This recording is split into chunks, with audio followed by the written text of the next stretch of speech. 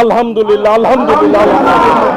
আমরা ন্যায় বিচার পেয়েছি, এতে আমরা পারিবারিকভাবে খুশি হয়েছি এবং আল্লাহ রাব্বুল আলামিনের কাছে শুকরিয়া জ্ঞাপন করছি। আলহামদুলিল্লাহ, আলহামদুলিল্লাহ। পরবর্তীতে তিনি ক্ষমতায় এসে রাষ্ট্রযন্ত্রকে ব্যবহার করে নিজের রাজনৈতিক হীন উদ্দেশ্যকে সাধন করার জন্য জনাব তারেক রহমান সাহেবকে এই মামলায় সম্পৃক্ত করা হয়।